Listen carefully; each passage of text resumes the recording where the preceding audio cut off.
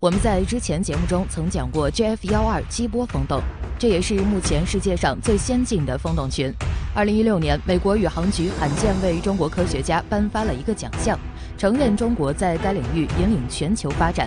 与此同时，美国高官与各大研发机构也纷纷表示，在超高音速武器研发领域，中国的确处于全球领先地位。作为一个全球科技创新实力最强的西方国家，美国为何会对中国风洞群赞叹连连？或许你不知道，美国现有的最强风洞可以达到30倍音速，而他们的最初技术就是来源于中国中科院。早在上世纪50、60年代，西方就对风洞技术判了死刑，认为人类无法研制出更高速度的超级风洞。就在西方科学家无法取得突破的情况下，中国科学家取得重大进展，最终西方利用中国研发的先进技术建造出更加先进的风洞，而这次罕见的颁奖也是为了感谢中国。JF-12激波风洞如今已经工作了7年时间，目前我国正在打造一种更强大的超音速风洞群，名为 JF-22， 它可以实现3到10千米每秒的飞行速度，是 JF-12激波风洞的2倍。飞行高度可以达到40到80公里，相当于在临界空间飞行。我们所设想的空天飞机可以2小时实现环球旅行， JF-22风洞群必不可少。据了解， JF-22风洞群预计2020年建设完成并投入使用，未来将为中国高超音速飞行器、空天飞机等装备建造提供有力支撑。风洞也被誉为飞行器的摇篮，有什么样的风洞才能研发出什么样的飞机、飞船、导弹等等。它是一种能产生人体气流的管道，专门用来研究物体在气流中所产生的气动效应以及耐热抗压等试验。例如莱特兄弟研发的世界第1架飞机，就是利用风洞对机翼进行了上百次试验。要想让飞行器飞得更快，风洞的要求也会更加苛刻。大概总结下来3条：第一，马力一定要足够大，飞行器试验的气流速度很快，可以达到每秒几千亿的速度。我国 JF-12风洞可以实现1.5到3千米每秒的飞行速度。那科研人员是如何在地面实现这么高的飞行试验呢？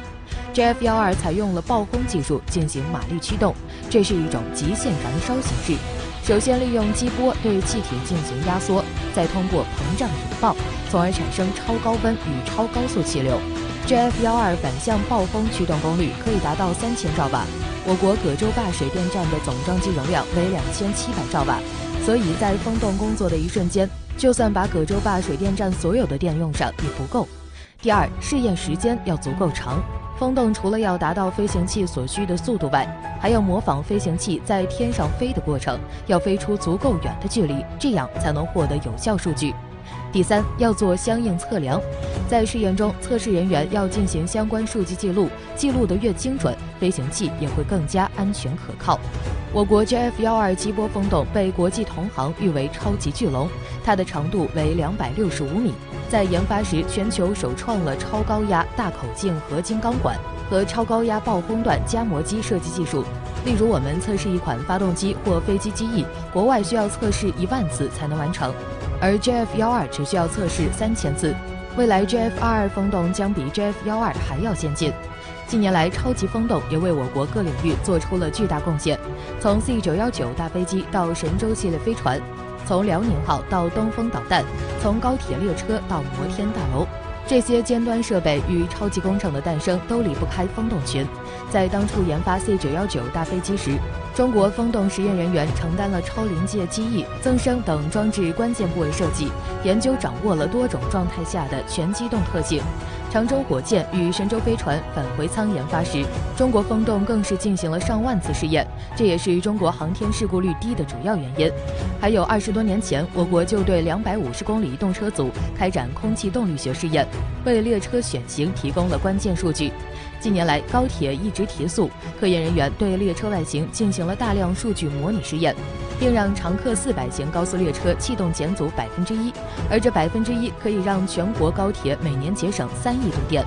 近年来，我国航天、军工、超级工程呈爆发式增长，对风洞的需求也越来越高，而且还要达到世界领先水平。这些都对科研人员提出了更大挑战，对中国发展也是全新的机遇。无论是 JF-12还是正在研发的 JF-22风洞，这些都不是终点。未来中国将会有更先进的风洞诞生，为我国各领域发展提供强有力支撑。